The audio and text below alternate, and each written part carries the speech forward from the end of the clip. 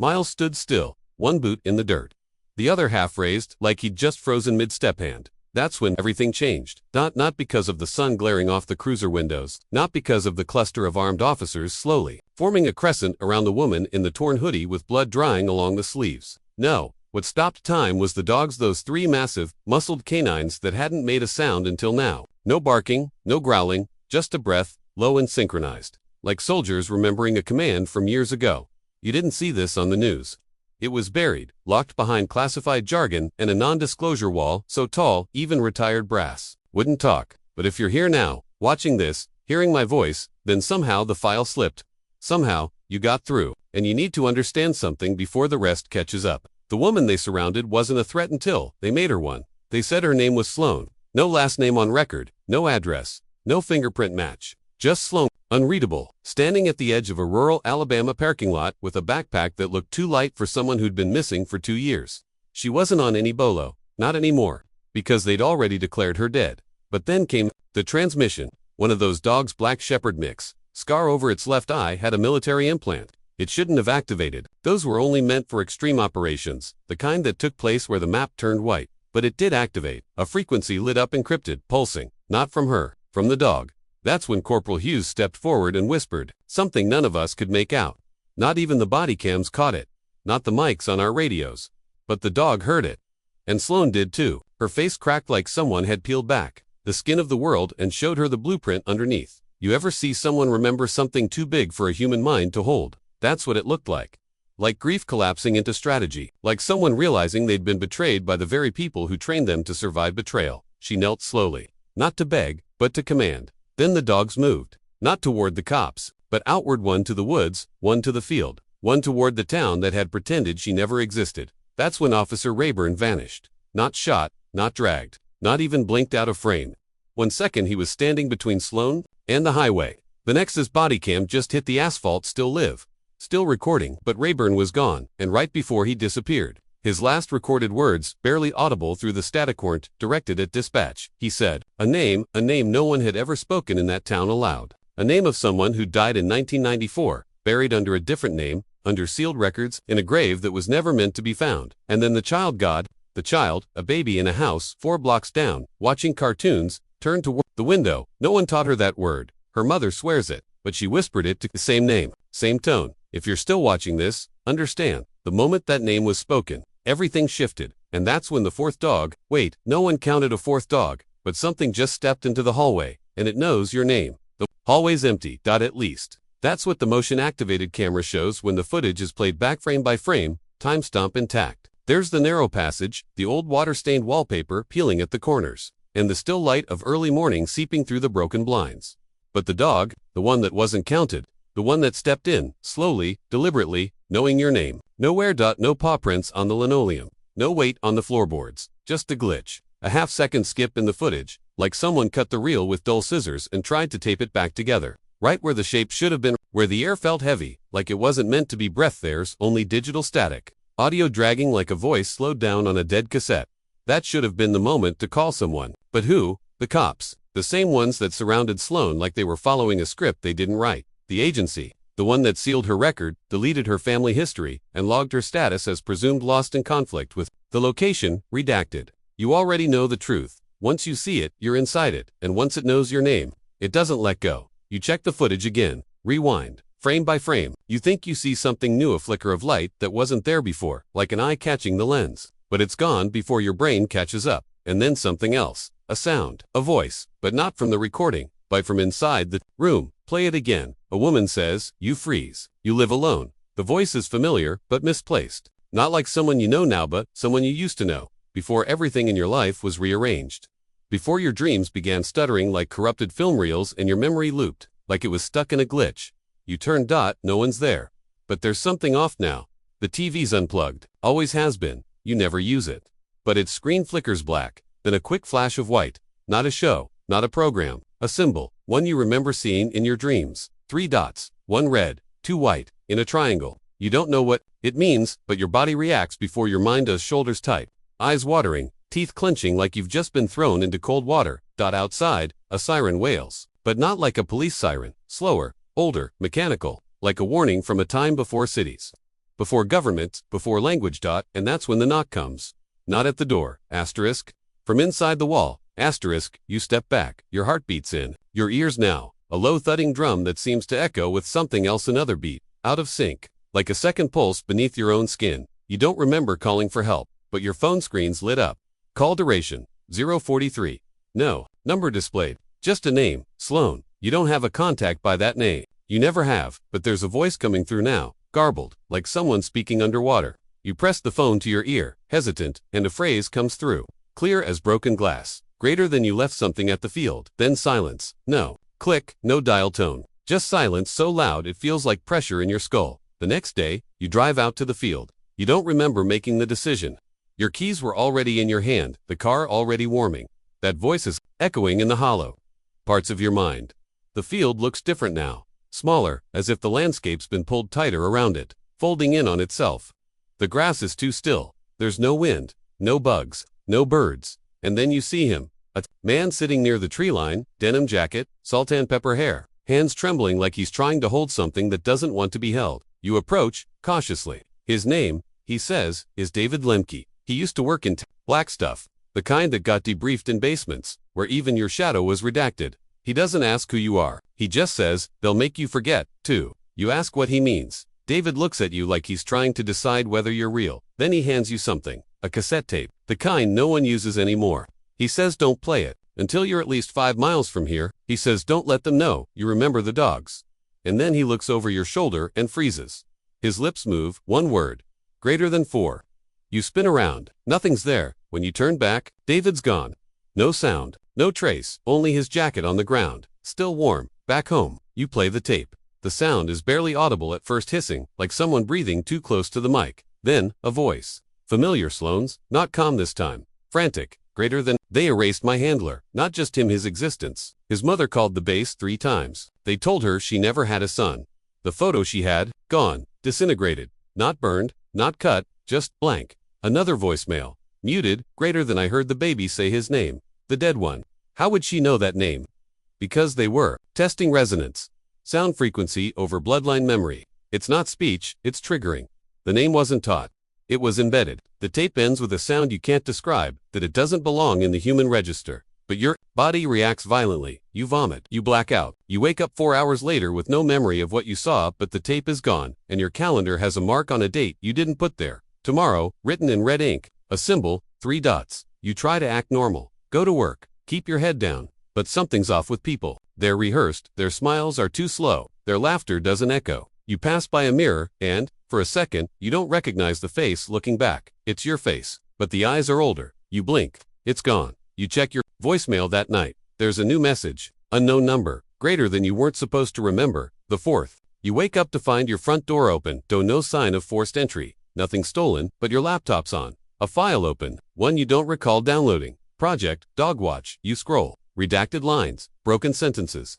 Then one paragraph, untouched. In rare cases, residual trauma may convert into semi-autonomous psychological projection. Subject may experience delusional sequencing, false memory bleed, and environmental echo. Warning, these are not hallucinations. They are leakage. And below that, a final line, bold.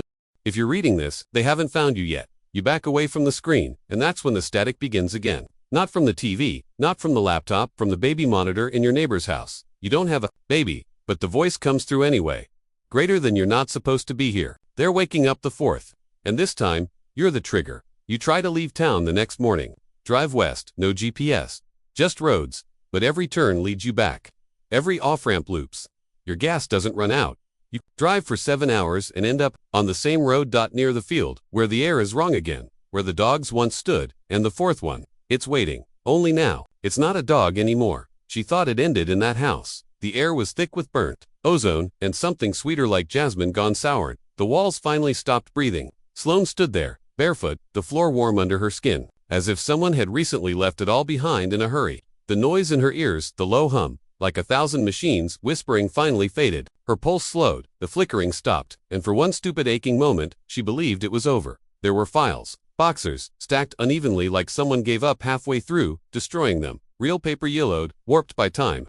She found her own name, found her handler's name, found dates, training logs, encoded orders she barely remembered carrying out. A page with the thermal image of the field, marked in grease pencil, for points, then circled twice. There was even footage, old analog, grainy, but intact. The day they took the fourth out of the kennel for the first time. Not a dog, never was.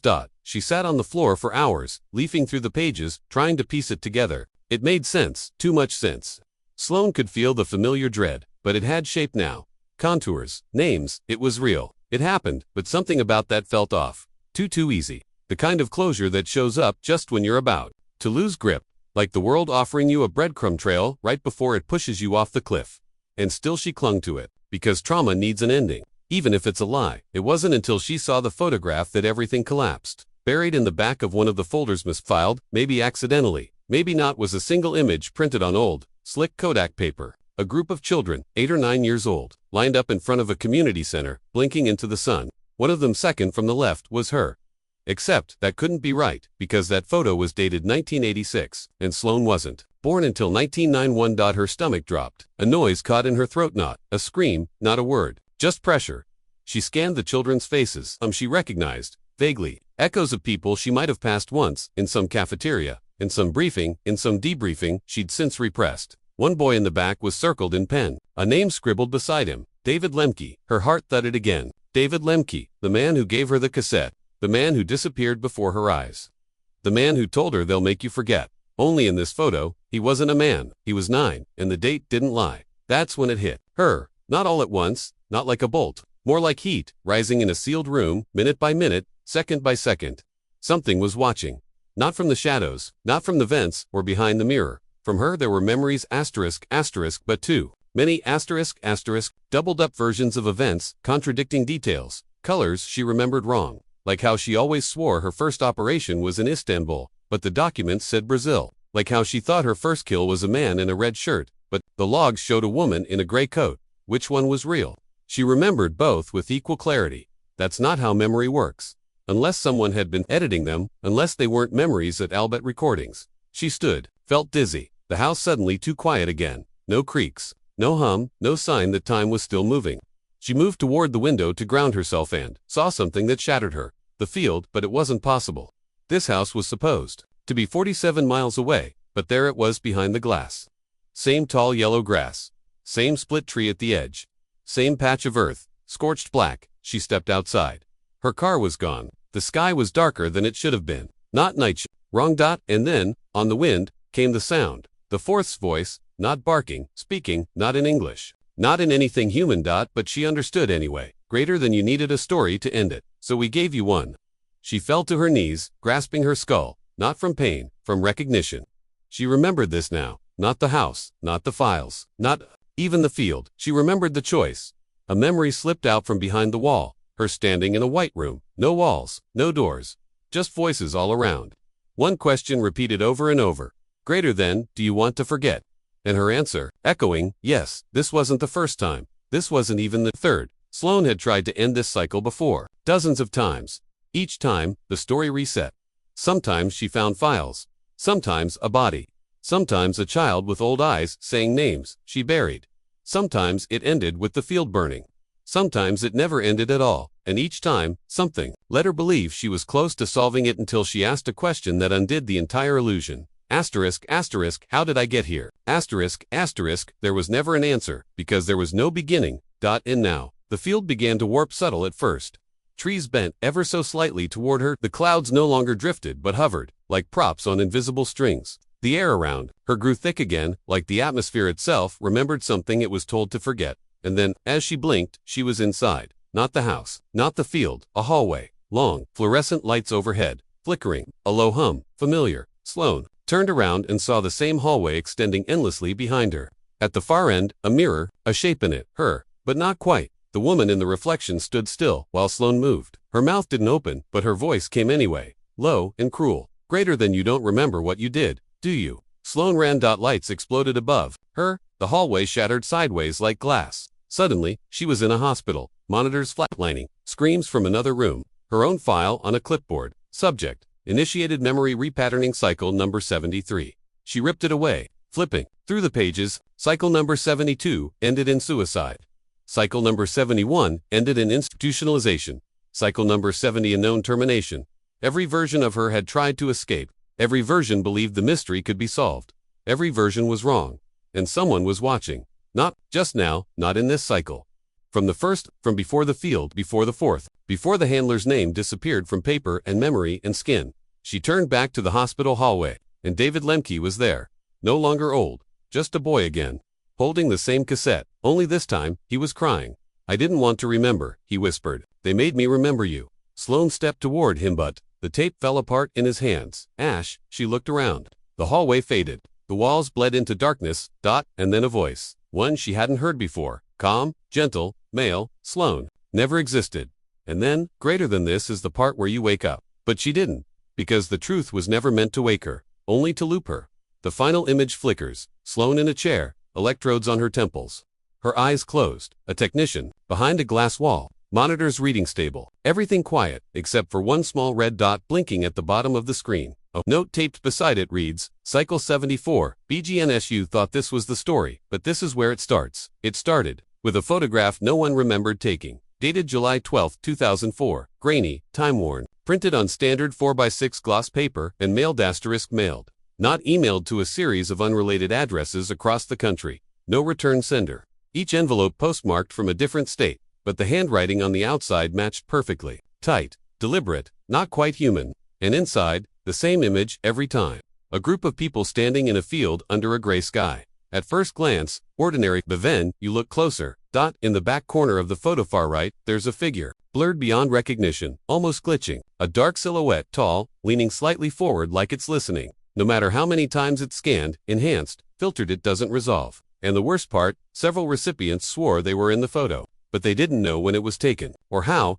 One of those recipients was a man named Elliot R. Davis. Elliot kept the photo taped inside a drawer for years, convinced it was just a weird prank. Then one morning, he awoke from a dream where he was standing in the field, hearing voices of them all whispering the same question over and over. Asterisk, asterisk, do you remember who you were before they told you? Asterisk, asterisk, he called in sick to work that day. He didn't tell his wife. He went through every box in the basement. He found journals his own handwriting, but none of the memories matched. One entry described a sister he never had. Another detailed a mission in Tunisia, complete with coordinates. Even though Elliot never left the country, he would have dismissed it as psychosis. He nearly did, but that's when the symbols started appearing.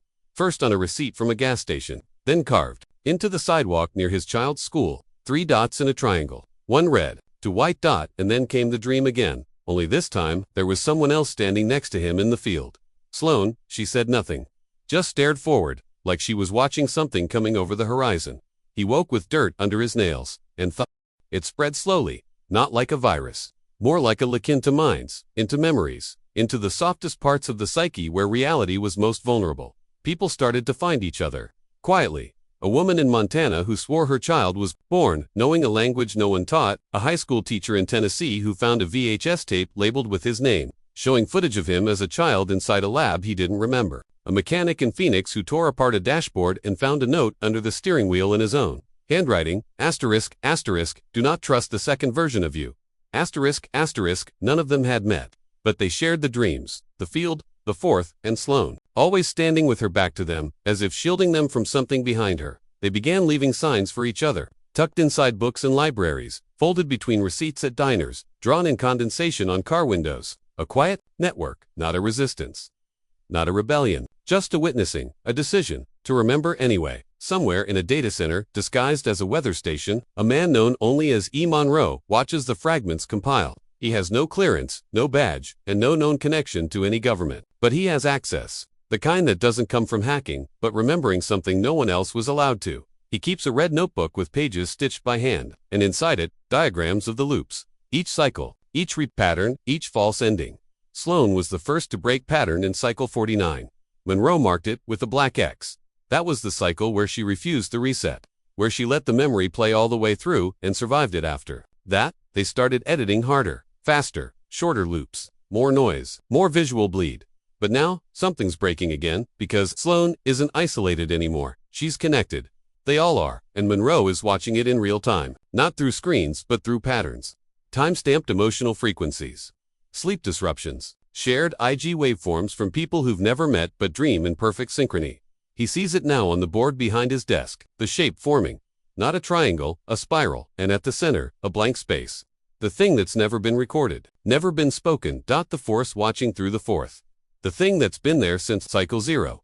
Not just observing. Designing it isn't paranoia anymore. The viewers are starting to see the signs. The glitch that happens 5 minutes into every video, not buffering, not compression, but a shape that flickers for exactly 1 frame. If you pause it, frame 8732, you'll see it, a corridor. Not from the story, from your own dreams.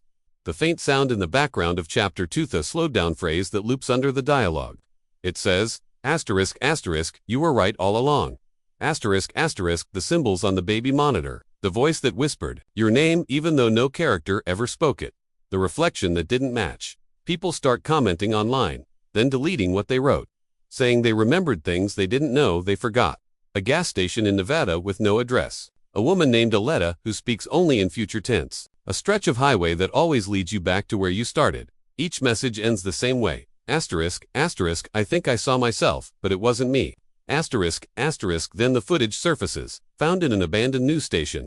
Tape labeled 2005, never aired. It shows Sloan in same clothes, same voice being interviewed by a local reporter. Only she's talking about a school shooting that won't happen until 2026. In terrifying detail, names, timelines, the shooter's shoes. But she ends the interview with something else. She looks straight into the camera and says, if you're watching this, the loop cracked, this is your chance to remember. But they're going to give you a different ending. One that feels safe. That makes sense. Don't take it. Don't let them rewrite you. Don't forget that you already escaped. Once and then the tape ends. Viewers pause it, scrub it, frame by frame. In the final 2 frames, Sloan isn't alone. The figure from the field is there. Not blurred anymore, but staring directly at you. Not the camera. You don't sleep that night. Or the one after. You start remembering dreams. That never felt like yours. Floodlights, metal rooms, a woman's voice counting backwards from 30. You remember a version of your mother with different eyes. A childhood photo with a dog you never owned, but it's wearing the same military collar as the ones from the story. You go back to chapter 1. And everything's different. Now you realize, Sloan never looked at the cops. She looked past them, at something none of them could see. And now you see it. 2. Not in front of you. Not outside, inside. The moments between thoughts, inside the gap between what you know and what you feel. A presence, older, than language. Watching, always watching. And for the first time, it's not just watching Sloan, it's watching you. There is no ending, only the decision of where to stop remembering. But you can't stop now, can you? Because you saw it too. And deep, down beneath the noise. Beneath the stories and symbols and shadows, you know the truth. They lied to you. And they're still lying, so now the question isn't whether Sloan was real. The question is, asterisk, asterisk, who wrote you into this loop? And what happens when you start breaking it? Asterisk, asterisk, the screen goes dark, but the static doesn't end.